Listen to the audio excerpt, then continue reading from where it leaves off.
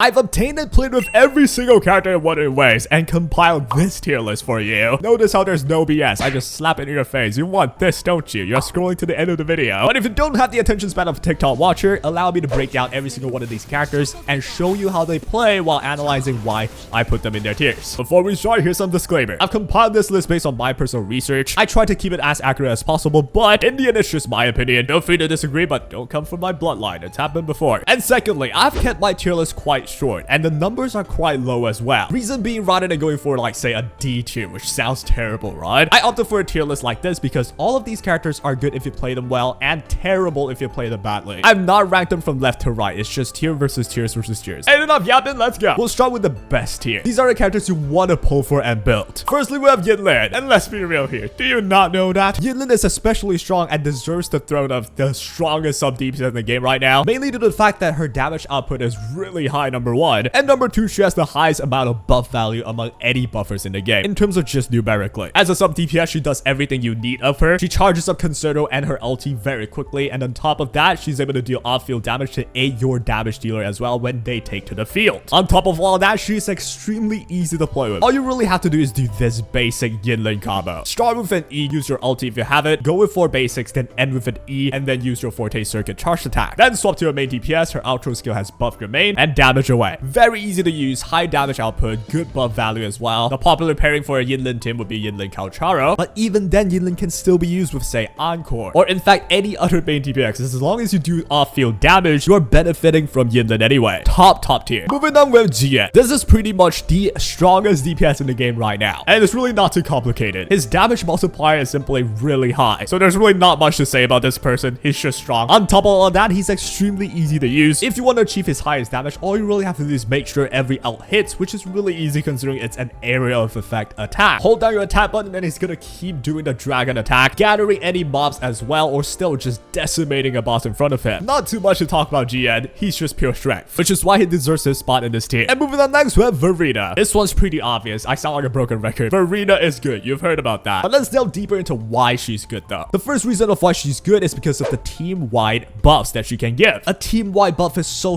very valuable, especially in a 3-member team. The best setup in this version always has a Verina into a sub DPS that can buff your main DPS that will inevitably take the field. And Verina can actually do the team-wide buff for the longest of time compared to anyone else. That means your sub DPS and your main DPS can all enjoy the full amount of buffs that Verina can give. On top of all of that, she heals you quite well, and she gains Concerto energy very quickly too. The best team-wide buffer in the game. But you already know that, so let's just move on. Here we have tier 0.5. These are the characters that are really good, but simply isn't as good as the tier 0 characters. First on the list, we have Encore. Now, to just skip to the conclusion, if you give Encore Yinlin's weapon, she's actually so strong that she can match Jiyan, which is the strongest DPS in the game. So the question is now, why don't I put Encore on tier 0? The only reason why I would put her down a little bit is because it takes a bit more skill to play her well. Most of us will play Encore very directly, where, you know, use your skill into your basic for the extra hit, use the ulti when you get it and when you have your buffs, and your ulti for charge attack. Those are really normal, but Encore truly gets insane if you can master swap canceling. On the screen right now, you see me doing it. Because of Encore's long animations for attack, if you can chain it with some swap canceling and time your charge attack and skill well enough for it, you'll be able to cancel the swap on Encore and have her still stay on field even after being swapped up. Now, it's less about the fact that you're pulling off these swap cancels, it's more about the fact that you're maximizing the amount of time you have. But then compared to a GN team, you don't really gotta think. The moment he gets his ulti, spam your basic, that's it. Astronomical amount of damage. But long story short, Encore's raw damage is just really strong anyway, and it gets really good with Yinlin's weapon as well. I think it's fair to put her in this tier. Next up, we have the Havoc Rover. Now this person, she's completely free, and even the Resonance Chain 6 of it you can get for free as long as you grind the story, right? It's not available right now, but it will be soon. And for this character, it's also really simple. Her ultimate has one of the highest damage multiplier in the game. Pair that with one of the strongest Echo in the game named Dreamless that gets a buff in damage multiplier if you use it with Rover specifically, which is why of the popular Rover Dreamless tech. Use your Rover ult first and then go for Dreamless new. Dreamless will do higher damage if Havoc Rover finish her ultimate first, and all you get is simply raw high damage. It's very straightforward. But as a main DPS, she doesn't just beat out GN, therefore this tier is more than fine for her. But still, one of the strongest damage dealers in the game. Moving down the list, we have Calcharo in this tier. Here's the main issue with Calcharo. To do the most damage with Calcharo, which can be quite impressive, you have to land 3 death messages during his ultimate phase. If you don't know what death messenger is, it's basically this move. He'll teleport through the sky, go down with a lot of thunder. That looks sick and it does a lot of damage. The problem is that you have to land 5 basic attacks during the ultimate for you to get to use it. That means the moment you have to evade or if the boss attacks you, you will not be able to get your basic attacks in. That means you don't get to use your Death Messenger. His damage output gets lowered a lot just because you can't get the Death Messenger in, which is why I cannot put him in tier 0. The Calcharo team with Yinlin paired have quite the decent synergy, but know that it is not perfect. But it is still considered as one of the strongest teams in the game, which is why I've ranked Sephiroth in this tier. He isn't weak or janky enough to be lower, but when paired with Yinlin, you get one of the best teams in the game. That's why he's in this tier. Moving up, we have Sanhua. This is why Sanhua's strong. She has a kit that allows her to get Concerto energy very quickly. Most of the time, you just need Sanhua to come in with an intro skill, use her skill to put an ice wall, break them, and boom, you have max Concerto. Her damage output is not too shabby either, which is where you get a Sanhua that just swaps in, do a bunch of damage, swap out right away with maximum buffs from her outro skill, which helps you in terms of basic attack damage. But really, the main reason why she's good is just because of how easy it is for her to get her max Concerto and get your outro skill running. As a sub DPS, by staying on field less, you get to preserve any buff that you have obtained from, say, a Verina or Baizhi, all for your main DPS. She's gonna stay on field the least of time. She's gonna do all she gotta do in like seconds and get all the buffs you need for a DPS. Very strong character. Moving up next, we have Baizhi. This is Verina Jr. She's also able to buff your entire team. However, the duration of it is much lower than Verina. That means if you use a sub DPS that stays on field too long, your main DPS might not be able to enjoy the full benefits of Baizhi's buff. But considering in the entire game there's only 2 healers that can buff your entire team, Baizhi has to be in this tier because she's also just irreplaceable. There's only 2 of them. It's Verina or Baizhi. So if you have a Verina for your main team, this Baizhi character will be the Verina for your second team that buffs your entire team,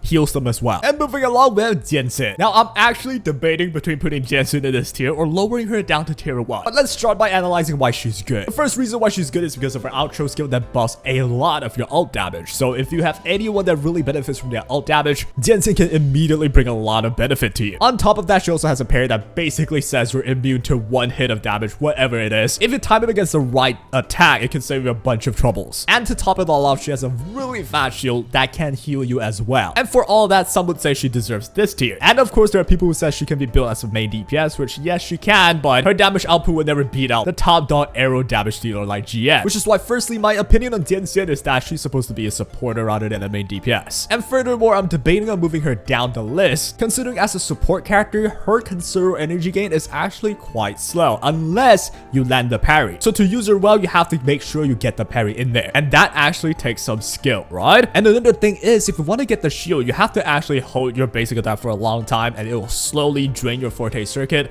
It takes quite some time there. But in the end, when you really think about it, he still can't undermine what she can really do. A fake shield with a heal, gathering enemies, and a really big ult damage boost on the outro skill, those are really good things. So in the end, I ended up ranking her here. But feel free to debate in the comments. And that closes on all of this tier. Moving on, we have tier 1. These are the characters that has some criteria for you to hit before they get really good. Firstly, a Mortefi. Now, this one's a unique one where he's not hard to use at all, and the only criteria he has is for your main DPS to use heavy attack. Reason being, his outro skill buffs heavy attack. This makes him the perfect sub DPS slash support for someone like Jiyan. If you're unaware, Jiyan's ultimate is considered as mostly heavy attack damage. That means Mortefi's buff is able to be fully benefited by Jiyan. The only issue, however, is that there are not really any other DPS that can benefit from Mortefi's buff as fully as Jiyan could. Which is where you have this weird scenario where Mortefi's irreplaceable in a Jiyan team, but you would rather run someone else when paired with, say, Encore. I would rather have Sanhua in there because she just does more basic attack. Mortefi does help after his ulti with the basics as well. For every basic, you launch the Marcato, whatever that is. But for the fact that most DPSs won't really benefit too much from Mortefi's outro buff, I have ranked him on this tier. Honestly, I'm heavily debating putting him in at tier 0.5. Again, weird scenario. He's just best with Jiyan though. Moving up next, we have Danjin. Now, this is a very interesting one. Initially, Danjin was thought to be the strongest 4-star main DPS, but right now in this version, her best use case is as a sub DPS slash support for Havoc Rover. And let me tell you, that team does wonders. You have Danjin herself that does quite a bit of damage that also buffs Havoc Rover to do even more damage. Only reason Danjin is not at tier 0.5 for me is because of the difficulty of using her. Here you see an example of how to use her. She has 2 combos that revolves around clicking E or basic attack in the correct order. If you screw it up, you might not have enough forte circuit to get the heal. And the longer you screw up or get hit randomly at low health without having the heal, you just die with Danjin. But if you play it perfectly, perfectly, you'll be able to land your debuffs and have just enough energy and Forte Circuit to do her entire kit and move smoothly into Havoc Rover. That means you really have to think about what are you clicking a lot of times and master how to do her combos right. And even if you do it right, you could randomly get hit and die because she's most likely going to be at lower health than a lot of other characters. And for that, I've ranked her here. Really hard to use, but really high payoff if you use her well. Up next, we have Lingyang. Lingyang is a character that I think is overhated for the wrong reasons. There are people who think he just doesn't do enough damage, which let me tell you, his damage is decent. Nothing insane, but it's not bad at all. Not to mention, his best team is literally free. It's Baizhi Sanhua. This team has a really simple rotation that's very straightforward. No animation canceling, all of that jazz. You go from Baizhi to Sanhua to Lingyang, get the Forte Circuit up, and you get the full benefits. Lingyang's DPS window comes from his Forte Circuit. We'll use a heavy attack at the moment where it's maxed. After you do, you actually spawn a pole and stand on top of them as you move around and attack. The issue is that if the enemy moves around, which a lot of the bosses do, or if there's just a lot of mobs, Lingyang's targeting and movement is quite janky. For an example, if you're targeting a lot of mobs, sometimes he'll hit someone in front and then targets the back, but because of his short range of attack and movement, you're gonna have to bounce towards the enemy, and if that enemy dies, you gotta bounce to someone else again, or say if the boss teleports / fly, you're gonna be losing some damage here. And in the end, in terms of raw numbers, he simply doesn't defeat, say, Calcharo, Yinlin, or Jiyan, which sits him at this tier. It's not that he doesn't do damage, it's the fact that it's quite difficult to maneuver or hit. Up next, we have my homie, Chixia. She was touted as one of the worst DPSs at the start of the game, but she's certainly not as good as a DPS like Havoc Rover would be, but her damage output can be really high. The only thing holding her back is that her Forte Circuit needs her to not be interrupted for quite a while. If you're not aware, after shooting 30 bullets through a Forte Circuit, you can do an extra hit that hurts a lot. However, it is exactly at this time where the boss might hit you, and if it does, you lose your bullets and you don't even get your extra hit off. But overall, her ultimate has very decent multipliers too. I have mine built up. I showcase her. She's not as bad as you think, but certainly her issues are there. And with the next tier here, we have tier 2. These are the characters who has kits that work, but there are some issues. Firstly, we have Spectro Rover. If you don't know, Spectro Rover is someone that can do okay damage, nothing insane. She even has some minor sustaining and supporting abilities in, say, the time stop or the heal, which is why a lot of people treat her as someone that's a jack of all trades but master of none. But she can do some damage, not as high as a full-fledged main DPS. She can support you with the time stop, but she doesn't give you any buffs. She can heal, but the heal's not that big, hence why she's in this tier. Moving up next, we have Taoqi. Now, this is a character that I haven't really leveled, but from the experiences I have testing her, she easily fits as a supportive role that can do some damage as well, especially on her ulti. She's actually a very solid character since she's so tanky and she can sustain well. On top of that, she has the Aalto skill that buffs resonance skill damage. The only reason why I'm ranking her here for now is because there's not a lot of main DPS that solely rely on resonance skill at the moment. There are 4-star characters like Chixia that really benefits from it, but not quite a main 5-star,